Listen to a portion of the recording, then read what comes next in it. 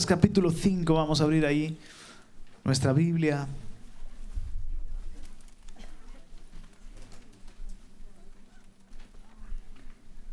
Lucas capítulo 5.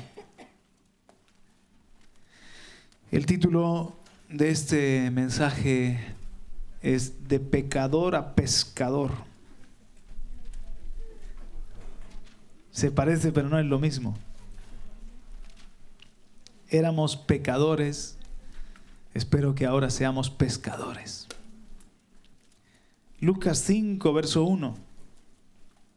Y aconteció que mientras la multitud se agolpaba sobre él para oír la palabra de Dios, estando Jesús junto al lago de Genesaret, vio dos barcas que estaban a la orilla del lago, pero los pescadores habían bajado de ellas y lavaban las redes.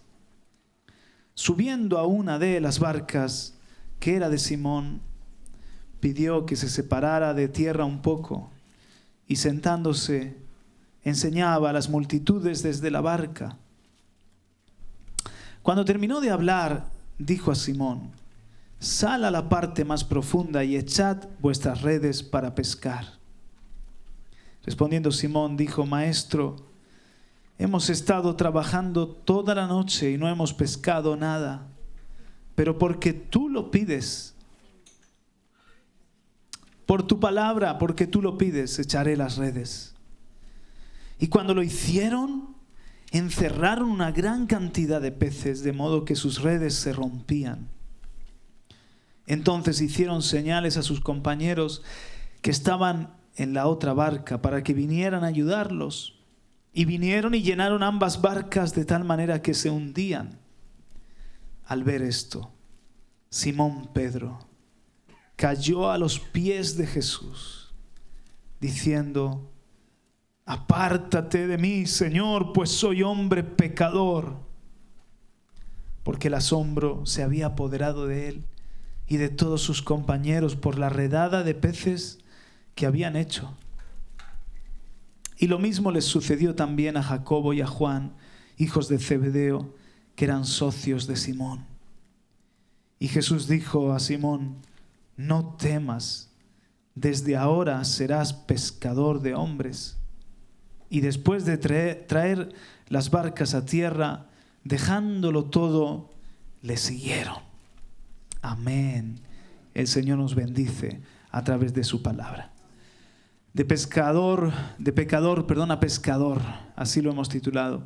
Aquí en el verso 8, Pedro dice: apártate de mí, Señor, pues soy hombre pecador. Verso 10, Jesús le dice: no temas, desde ahora serás pescador de hombres. Así que hay una transformación en la vida de Pedro, una conversión, un proceso en Dios para hacerle un pescador, para que pasase de pecador a pescador. Hay solamente una letra de diferencia.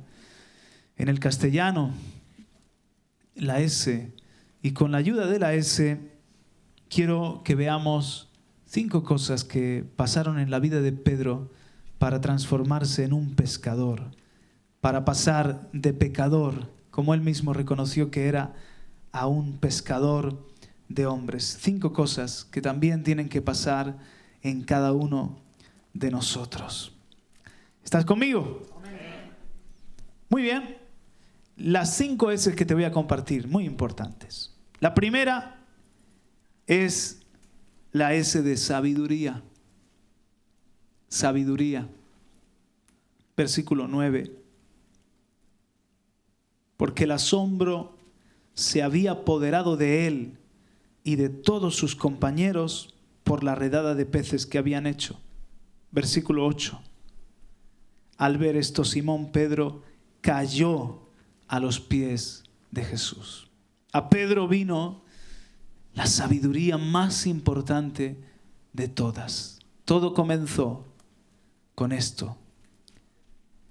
En Pedro hubo un asombro y cayó a los pies de Jesús, porque sabía que no estaba delante de un hombre, que lo que había pasado era un milagro. A Pedro se le reveló el Cristo, el Hijo del Dios viviente. ¿Os acordáis cuando Jesús dijo, ¿queréis iros vosotros también? Muchos le habían dejado de seguir porque Jesús había dicho unas palabras muy fuertes, que tenían que comer su carne y beber su sangre para tener vida eterna. Y hubieron discípulos que a raíz de esas palabras encontraron un tropiezo intelectual y dejaron de seguir a Jesús. Y Jesús dijo a sus más allegados, ¿queréis iros vosotros también? Pedro dijo, ¿a dónde iremos? Señor, solo tú tienes palabras de vida eterna. Y Pedro también dijo, cuando Jesús les preguntó a los discípulos, ¿quién dicen los hombres que soy? Unos dicen que eres Elías, otros que eres Juan, pero ¿y vosotros? ¿Quién pensáis que soy yo? Y Pedro no dudó en contestar, tú eres el Cristo, el Hijo del Dios viviente. Y Pedro tenía esa revelación. A Pedro en este momento se le cayeron las vendas de los ojos. Este no es un rabí cualquiera. Este no es un profeta más. Esto es un milagro demasiado grande. Él era pescador. Él sabía que en la mañana en el mar de Galilea no se podía sacar pesca. Él sabía que esa pesca que hundía las dos barcas era orden de Dios para que esos peces entrasen en la red. Punto. Y esto era demasiado grande para Pedro. Cayó lleno de asombro a los pies de Jesús. Se derrumbó. Y en Pedro apareció algo que tiene que estar en todos nosotros como el comienzo de nuestra relación con Dios. El temor de Dios.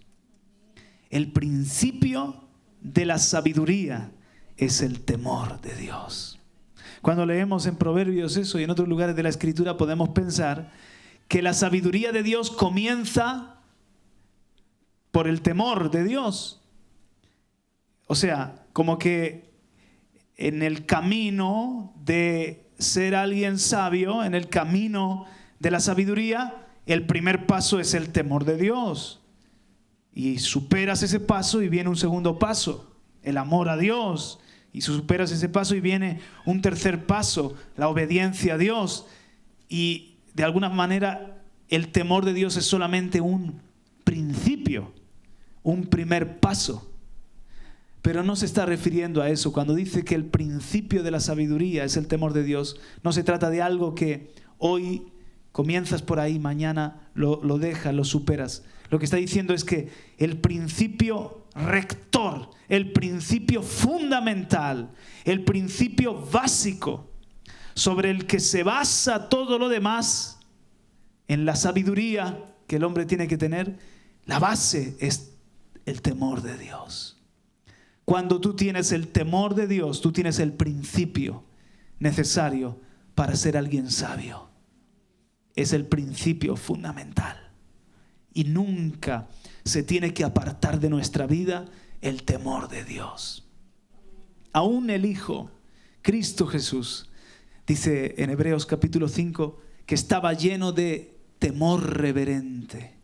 Es la palabra eulabeia en griego. Temor reverente. No es un temor que infunde miedo. No es un temor que nos lleva a distanciarnos de Dios, sino que es un respeto, un reconocimiento de que cuando estamos ante Dios, Él no es hombre, Él no es una cosa más, Él no es cualquiera, Él es el gran yo soy. Él es superior a nosotros. Él merece respeto, honra, gloria, quitarnos el calzado de los pies, porque Él es 3 veces santo. El principio de la sabiduría es el temor de Dios. Y nosotros, aunque somos hijos y tenemos confianza con Dios, también tenemos que estar llenos de temor reverente, eulabeia. Eso va a hacer que queramos apartarnos del mal. Eso va a hacer que tratemos a Dios de la manera adecuada. Que aborrezcamos lo que Él aborrece y amemos lo que Él ama.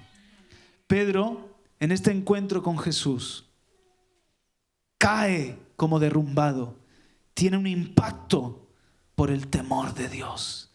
Se da cuenta de que no está ante otro mortal cualquiera, sino que está ante el Cristo, el Mesías que los hijos de Israel estaban esperando.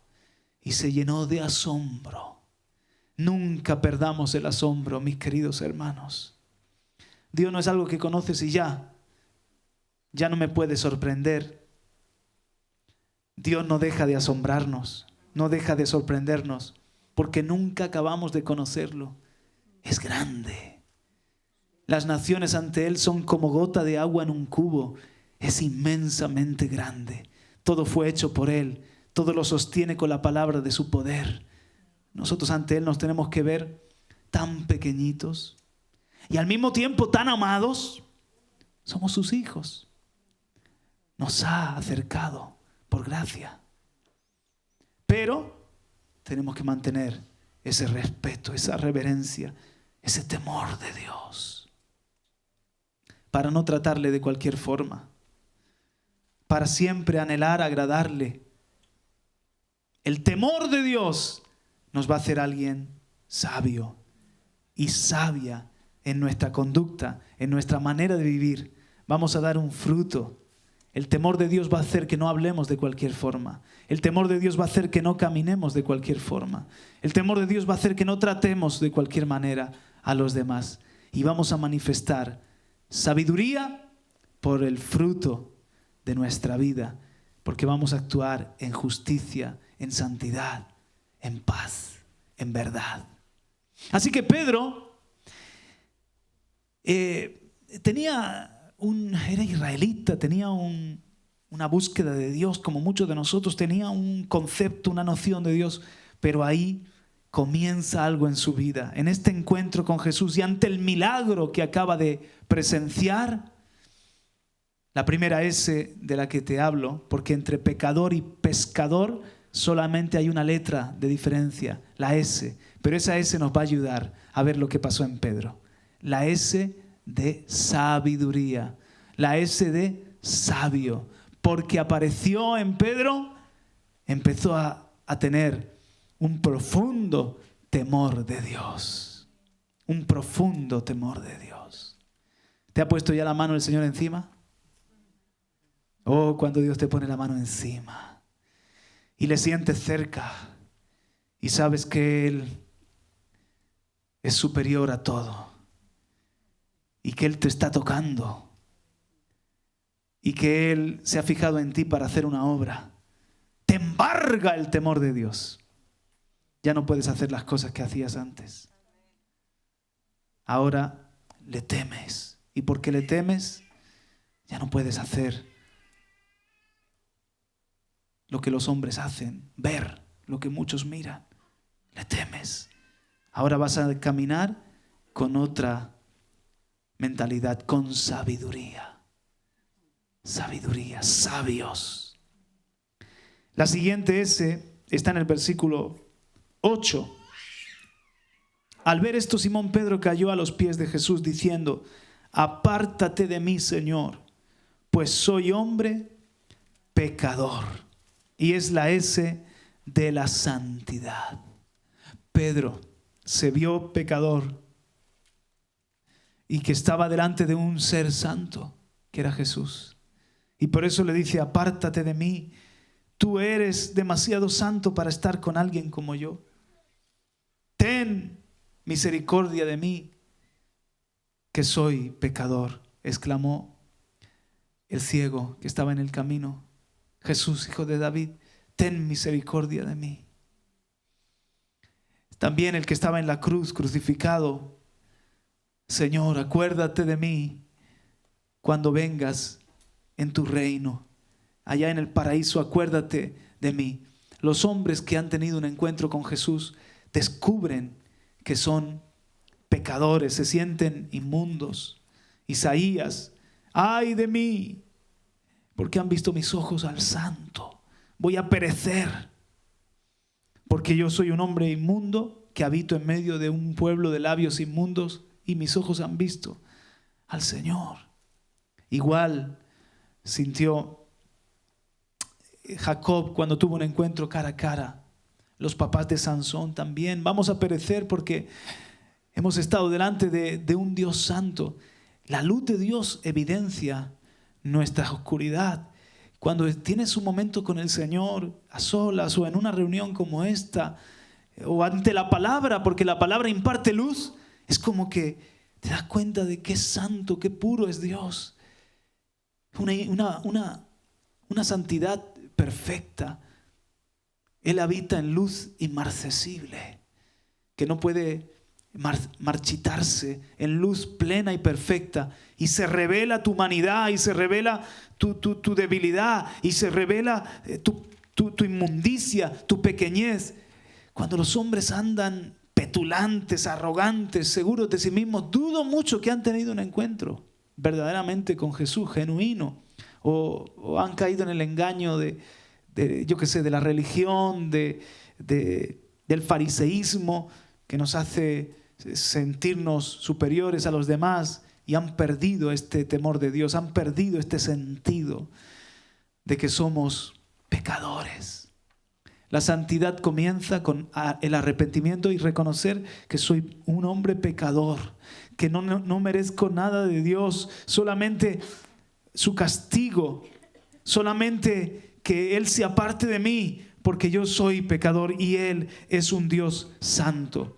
Y a Dios eso siempre le mueve a misericordia. Cuando Dios ve a un hombre que reconoce su pecado, cuando Dios ve a un hombre que reconoce su pequeñez, cuando Dios ve que nos humillamos. Pedro cayó al suelo rendido y le pidió al Señor: apártate de mí, que soy pecador, yo no merezco que vengas a mi casa. ¿Os acordáis lo que dijo aquel centurión? Eso le mueve la gracia de Dios. Dios da mayor gracia al que se humilla. El que confiesa el pecado y se aparta será prosperado. Alcanzará misericordia, dice en Proverbios. Pero el que oculta su pecado no prosperará. Dios al altivo lo mira de lejos, pero Él es amigo íntimo de los humildes. Cuando hay un arrepentimiento, un quebrantamiento, y reconocemos nuestra condición ante Dios, entonces aparece la gracia, la misericordia. Jesús le dijo a Pedro: no me voy a apartar, todo lo contrario, quiero que me sigas.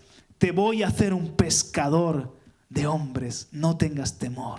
Estoy para cambiarte la vida. Estoy aquí para hacerte alguien mejor. Un hombre nuevo, que ahora vas a estar lleno de santidad. ¿Lleno de qué? Santidad. Esa es la segunda S. La S de santidad. Hay en la santidad del Espíritu, un poder de atracción. Para ser pescadores de hombres necesitamos ser alguien sabio, porque el que gana almas es sabio. Para ser pescadores de hombres necesitamos la sabiduría en nuestra vida, el testimonio de que andamos en santidad y justicia, y que somos gente con temor de Dios. Pero esta santidad no es una santidad religiosa, que distancia. No es una santidad que hace que el pecador no se quiera acercar a nosotros y le somos de tropiezo. Al revés, hay un poder de atracción en la santidad. ¿Os habéis dado cuenta de eso? Mirad la diferencia entre los religiosos y Jesús. A Jesús se le juntaban, los pecadores se acercaban a Él y Él los recibía y cambiaban sus vidas, muchos de ellos.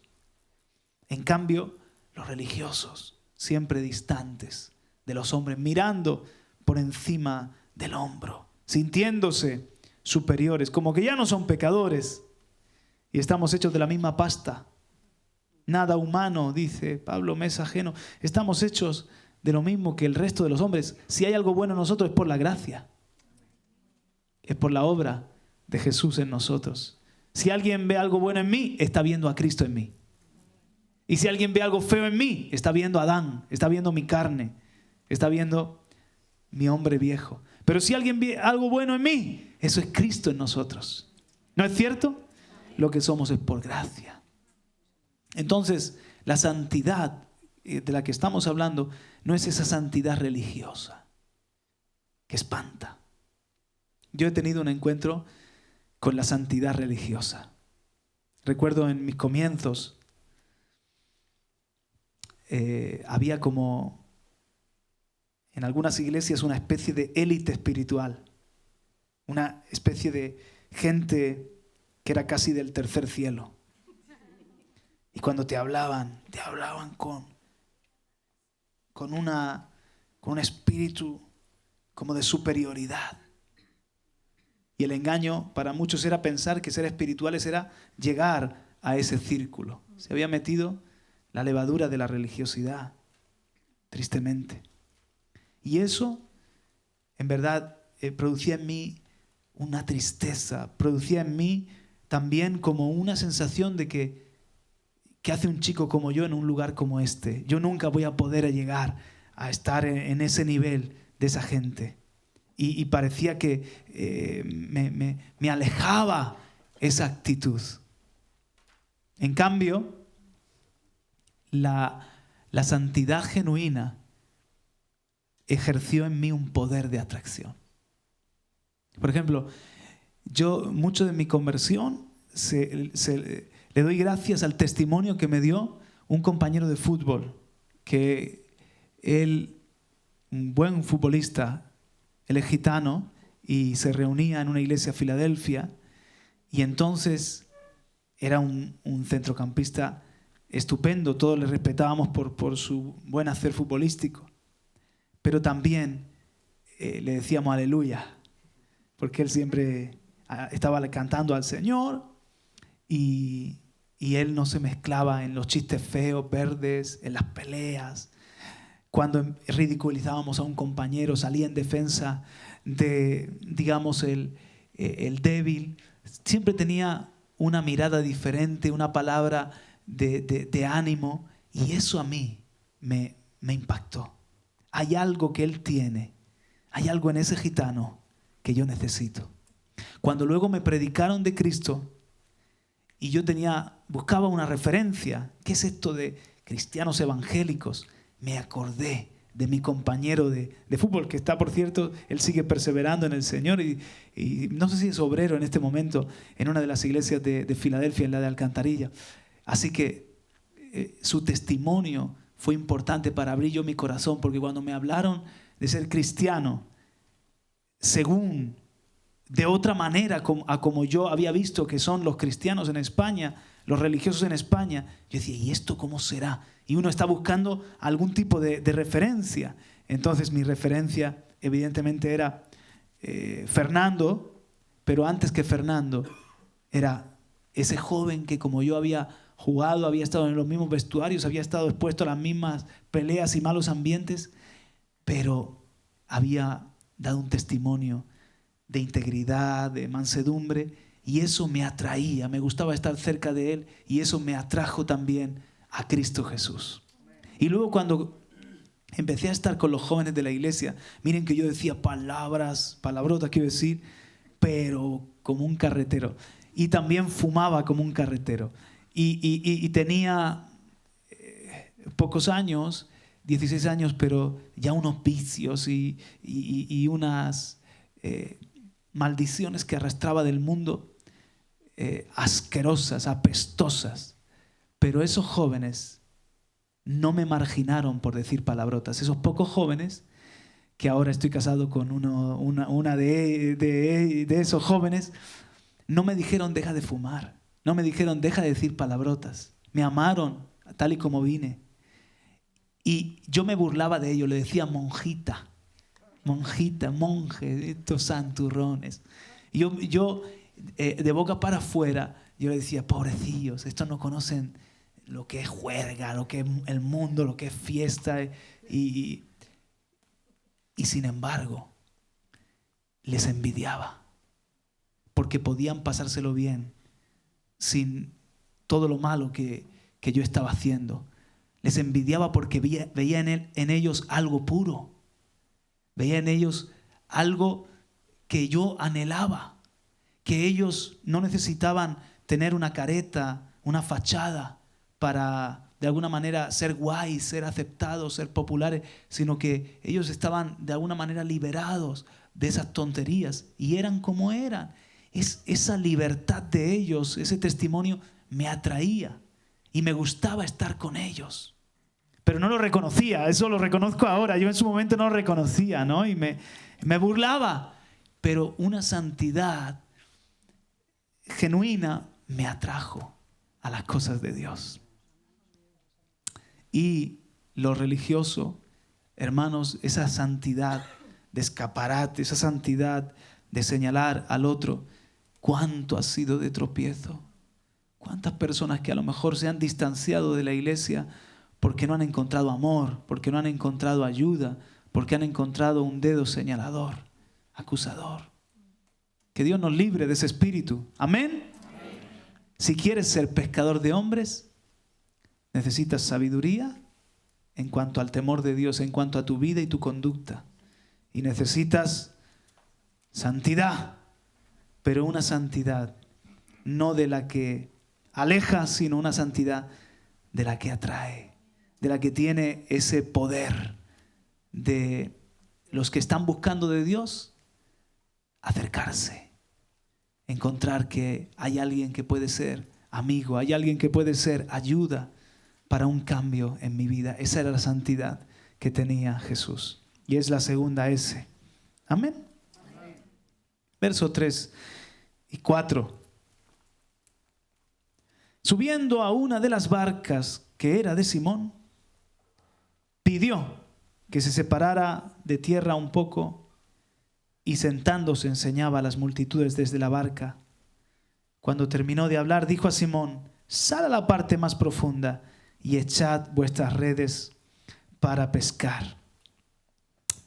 Pedro, en este encuentro con Jesús, o Simón, comienza a descubrir otra cosa importante para ser un discípulo, para ser un pescador de hombres, y es la tercera S: servicio.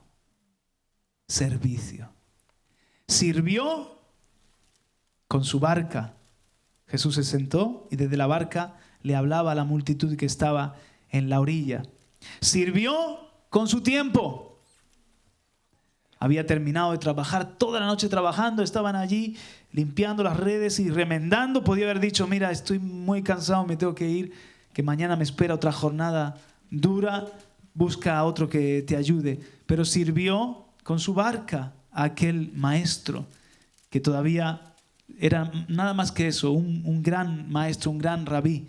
Sirvió con su tiempo, sirvió con su trabajo, porque aquella barca y aquel conocimiento de él era su trabajo. Y Jesús le dijo: sal a la parte más profunda. Pedro comenzó a hacer lo que Jesús le pedía. Si te quieres convertir en un pescador de hombres, si quieres ser un discípulo, vas a tener que pasar de la S de sabiduría en cuanto a temor de Dios a la S de santidad y otra S hay que incorporar, que es la de servicio.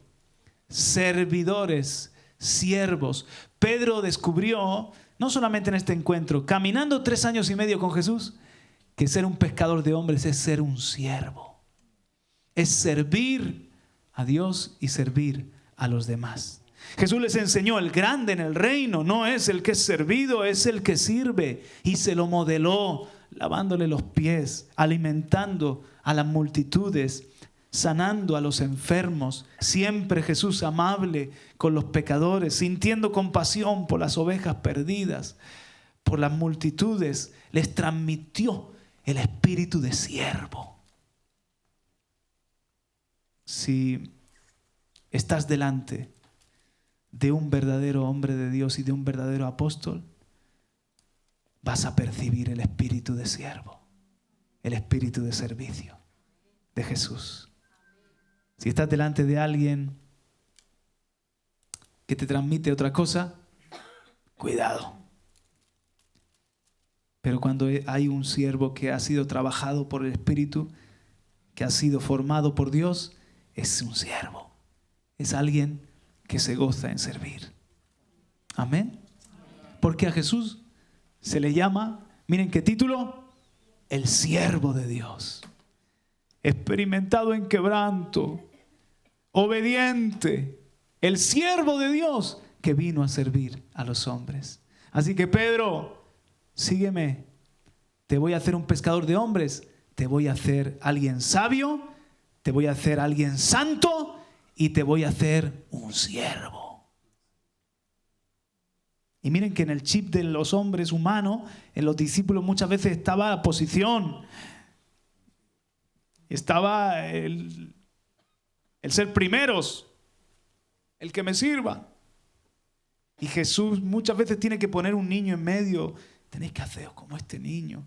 Y tiene que enseñarles. Los grandes en el mundo están en los palacios. Pero en el reino no es así. En el reino el que sirve es el grande. Y el último es el primero. Y el que se humilla será exaltado. Así que la tercera S es la S de servicio. Boga mar adentro, echa las redes. Pedro tenía que descubrir en el servicio, en las cosas pequeñas, lo que luego iba a ser el servicio más grande como pescador de hombres. Vamos a la cuarta S, porque entre pecador y pescador solamente hay una S de diferencia, pero vaya S. La de sometimiento. Es la S del versículo 5. Respondiendo Simón dijo: Maestro, hemos estado trabajando toda la noche y no hemos pescado nada, pero porque tú lo pides, en tu palabra echaré las redes. ¿Os dais cuenta que el sometimiento o la sujeción a veces va en contra de nuestros planes y de nuestra lógica? Y Pedro le podía haber dicho a Jesús: es una cosa, en lo que es la palabra y enseñar a multitudes, tú mandas, pero en la pesca, amigo mío, Pedro, Juan y Santiago. Nosotros somos los que sabemos de esto. Entonces, en el mar de Galilea se pesca de noche. Y hemos estado toda la noche pescando y no ha salido nada. Y tú nos dices que vayamos para adentro pensando que quería darte un paseíto, pero no que nos pongas a pescar. Y Pedro podía haberle dado una lección a Jesús. Pero Pedro está empezando a ser quebrantado, o de alguna manera está empezando a ver que aquel no era un hombre cualquiera. Y Pedro dice: Señor, hemos pescado toda la noche, no hemos pescado nada. Esto de echar las redes ahora es algo ridículo, pero porque tú lo pides en tu palabra, vamos a echar las redes. Dejo mis argumentos y voy a obedecer.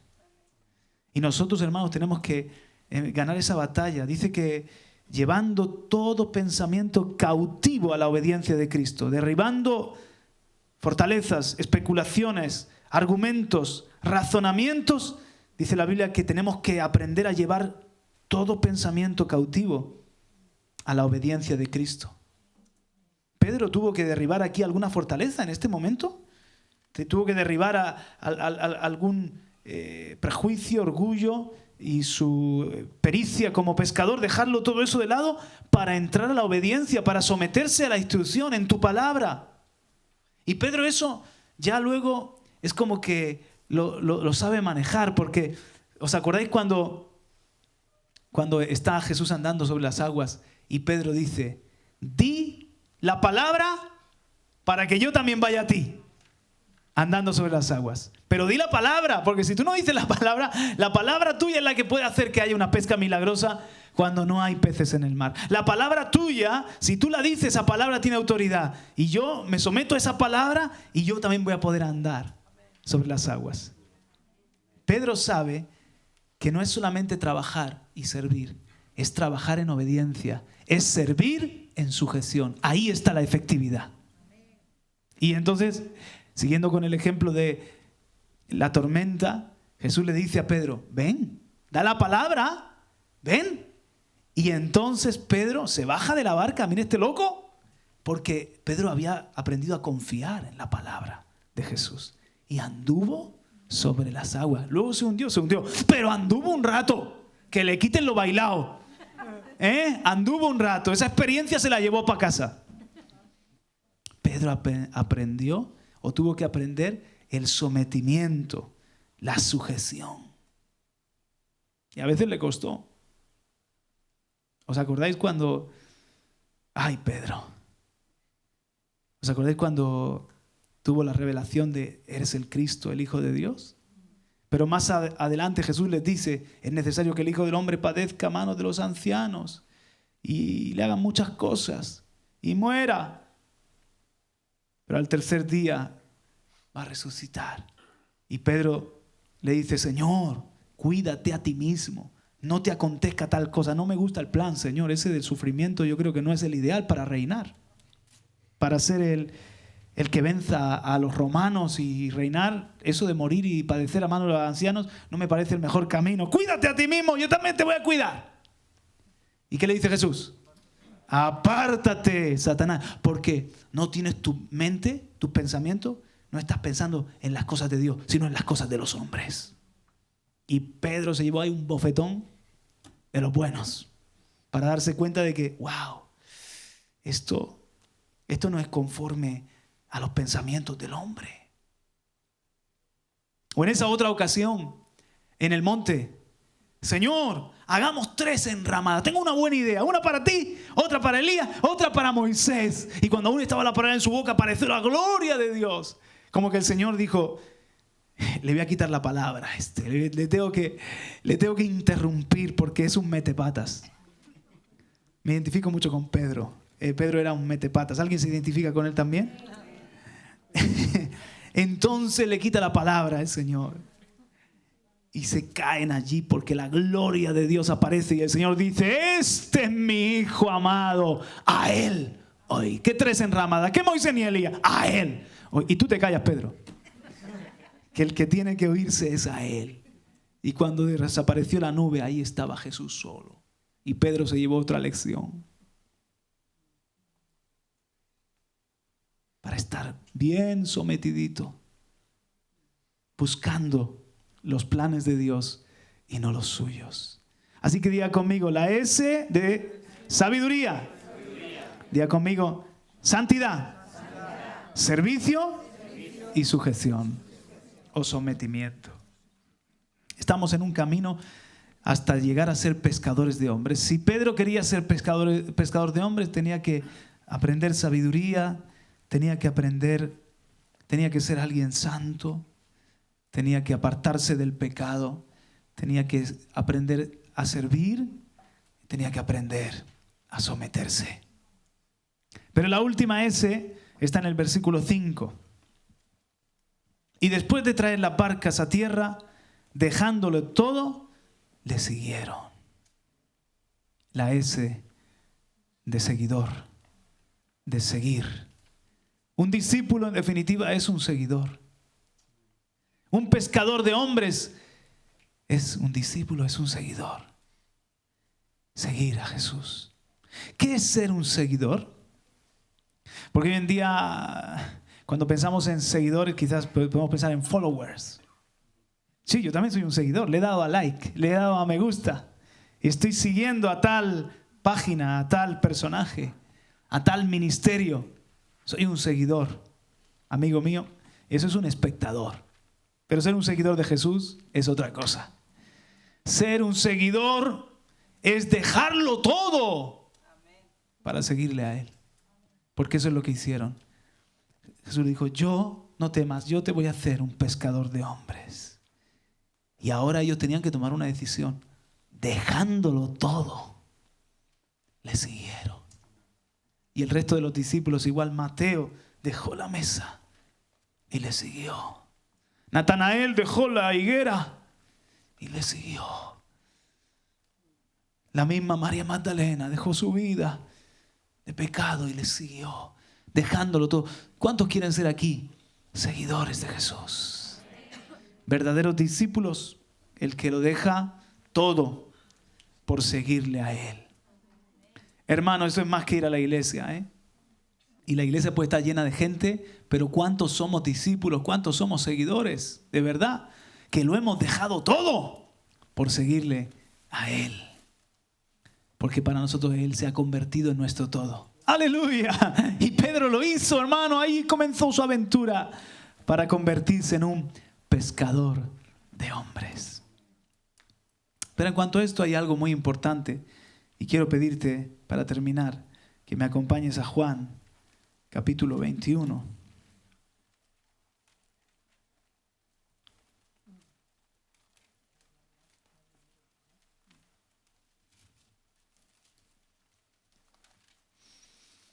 Quiero terminar con esto. ¿Qué es lo que define un seguidor? Primero, aquel que lo ha dejado todo por Jesús.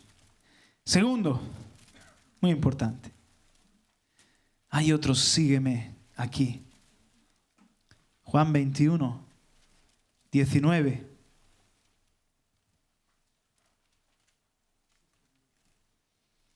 Esto dijo dando a entender la clase de muerte con que Pedro glorificaría a Dios. ¿Qué dijo? Vamos a leerlo en el verso 18.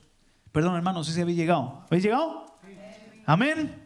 Leo, verso 18, Juan 21, 18. En verdad te digo, cuando eras más joven, son palabras de Jesús a Pedro. Cuando eras más joven, te vestías y andabas por donde querías. Pero cuando seas viejo, extenderás las manos y otro te vestirá y te llevará a donde no quieras. Esto dijo dando a entender la clase de muerte con que Pedro glorificaría a Dios. Y habiendo dicho esto, le dijo, sígueme. ¿Qué le dijo? Sígueme. Pedro volviéndose vio que le seguía el discípulo a quien Jesús amaba. 21. Entonces Pedro al verlo dijo a Jesús, Señor, ¿y este qué? Jesús le dijo, si yo quiero que él se quede hasta que yo venga, ¿a ti qué? Tú sígueme. Sígueme. Este sígueme lo he unido al de Lucas capítulo 5. De hecho son dos pasajes que están muy conectados, porque el de Lucas 5 es la primera pesca milagrosa y aquí, Juan 21, otra vez, otra pesca milagrosa. Es la restauración de Pedro. Lucas 5 es el comienzo de los discípulos, Pedro, Juan, Santiago. Pero en Juan 21 es la restauración de Pedro después de que le ha negado a Jesús. 3 veces antes de que cante el gallo, le negó. Y le negó con maldición. No conozco a ese hombre. ¡Maldita sea! ¡No lo conozco! 3 veces le negó. Y el gallo cantó como un recordatorio de la profecía que Jesús le había dicho en el aposento alto, ¿os acordáis? Cuando Jesús dijo, todo me vais a negar, todo me vais a dejar solo. Va a llegar la hora que el Hijo del Hombre va a quedarse solo. Porque va a ser la hora de las tinieblas. Y Pedro se levanta y dice, Señor, aunque todos estos te nieguen. Estaba muy pendiente de los demás, ¿te das cuenta? Pedro estaba aquí, ¿y este qué? Yo te sigo, ¿y este? Estaba muy pendiente, aunque todos los demás te dejen. Era un líder, pero tenía mucho que aprender. Aunque todos te nieguen, jamás te negaré. Yo por ti voy a la cárcel y yo por ti muero. Y Jesús le dice, ay Pedro, Satanás os ha pedido para zarandearos. Yo estoy orando para que vuestra fe no falte. Tú me vas a negar. Antes que el gallo cante, 3 veces me vas a negar. Jamás, Señor, no acontezca tal cosa. Sí. Y así pasó como Jesús había dicho. Y el gallo cantó. Y Pedro se cruzó la mirada con Jesús. Y hermano, se derrumbó. Ya Pedro quizás dijo, ya tiró la toalla. Ya no voy a ser pescador de hombres. Volvió a pescar. Volvió a decirle a los demás, oye, vayamos a pescar porque el Señor ha muerto. Y el Señor no está con nosotros. Tenemos que buscarnos la vida. Y Pedro quizás se sentía que ya no servía para nada después de haberle negado. Pero Jesús aparece en la orilla y les dice, hijos, ¿habéis pescado algo? Nada. Echad la red a la derecha y hallaréis pesca. Y hicieron caso, echaron la red, sacaron más de 100 peces, la red llena. Y Pedro se acordó del milagro y dijo, no sé si fue Pedro o Juan, creo que fue Juan que dijo, ¡es el Señor! Porque a la distancia no le distinguían y quizás su apariencia como glorificado. Pedro, es el Señor. Y Pedro se tiró al agua, nadando, no pudo esperar, porque necesitaba esa restauración. Jesús le vino a buscar a la orilla. Jesús le vino a buscar en su decepción, en su fallo, en su fracaso. Ese es mi Cristo. Para siempre su misericordia. No deja al justo caído. Si 7 veces cae el justo, 7 veces le levanta. Puedes dar un aplauso a Jesús. ¡Aleluya! Y ahí está el Señor cocinándoles el desayuno, preparándoles el pescadito, porque Jesús es siervo. Y ahí estaba Jesús preparándoles el desayuno. Y tiene esa conversación. Pedro, ¿me amas más que estos? Porque tú habías dicho, aunque todos te negaren, yo no te negaré. ¿Me amas más que estos? Bueno, y ustedes saben la conversación. Quiero terminar diciéndoles que un seguidor es uno que nunca se olvida de su verdadera condición, de que es un pecador. Ay de nosotros cuando se nos olvide que somos pecadores. De alguna manera Pedro, que cuando le encuentra a Jesús se tira al suelo y dice, apártate de mí, que soy pecador. 3 años y medio después está diciendo, por ti voy a ir a la cruz, a morir, a la cárcel. Aunque todos te negaren, yo no te negaré. Y tenía confianza en sí mismo. Se le había olvidado que es un pecador. Aunque Jesús nos haga pescadores de hombres, no se te puede olvidar que tú eres un pecador, que tú eres un hombre débil, que eres solamente un resultado de la gracia de Dios y del amor de Dios. ¡Ay, si se nos olvida esto, hermanos! Una vez me compartía el siervo Marcos una revelación que es verdad. A veces llegamos a la iglesia como publicanos y terminamos como fariseos. ¿Eso lo has predicado aquí, no, Marcos? Estoy haciéndote un spoiler. Estoy pisándote el mensaje, hermano. ¿Se llama spoiler cuando adelantan algo de la película? No, el trailer no, y cuando se filtra algo de la película. Ese es un spoiler, creo, ¿no? Te estoy chafando aquí el mensaje. Le doy. Entonces me compartía el siervo que a veces llegamos a la iglesia como publicanos, reconociendo lo que Pedro, soy pecador. Apártate de mí, no soy digno. Y así estaba el publicano, ¿os acordáis en la parábola de Jesús? Que no se atrevía a levantar la mirada. Y un fariseo estaba ahí sentado adelante, en los sitios de adelante. Señor, te doy gracias. Gracias porque ayuno, gracias porque oro. No sé por qué decía gracias. Era más bien como presentar su currículum, su credencial. Te doy gracias porque ayuno, porque oro, porque diezmo, porque ofrendo, porque no soy como aquel publicano. No soy como aquel publicano, dice Jesús. Que el publicano se fue a su casa justificado y el fariseo, Dios no lo oyó. Dios no lo oyó. Y algo nos puede pasar, hermanos, en el camino de la vida cristiana, que lleguemos a la iglesia como publicanos, sintiéndonos indignos y pecadores y pidiéndole a Dios su gracia y su misericordia, y acabemos como publicanos. Como fariseos, acabemos como fariseos, sintiéndonos que yo ayuno y diezmo y ya no soy como esos pecadores de ahí. Y se nos olvida que nosotros hace 2 días estábamos como aquel. Se nos olvida que si algo bueno tenemos es por Dios. Se nos puede olvidar, no digo que nos haya pasado, pero es una advertencia muy interesante desde mi punto de vista. Porque si el publicano, el fariseo hubiese seguido humillado, Señor, gracias porque aceptan mis ofrendas, porque me has enseñado muchas cosas, pero te quiero conocer más y te necesito. Y no se hubiese sentido superior a aquel que acababa de llegar, aquel publicano, ladrón. Señor, tú has venido a por las prostitutas, por los ladrones y a por los fariseos como yo. Pedro empezó como pecador y terminó como pescador. No tiene que practicar el pecado ningún cristiano, entiéndame bien, pero sí que tenemos que mantenernos con una conciencia clara de que somos pecadores, de que somos hombres de barro, de que somos hombres débiles, de que necesitamos todos los días la gracia de Dios para no caer en tentación. Así nos enseñó Jesús a orar. Jesús nos enseñó a orar. Ten compasión de mí, Señor. Perdóname así como yo perdono a los que me ofenden. Líbrame de caer en tentación. Líbrame del mal. En nada se parece a esas oraciones que hacemos nosotros ahora, que parecemos Rambo. Decreto, declaro, establezco y constituyo.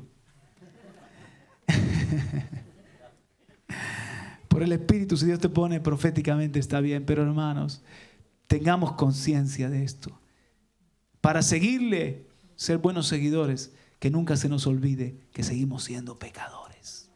Que si Jesús nos dice, Satanás os ha pedido para zarandear, Señor, líbrame, que en el zarandeo yo sé que puedo caer.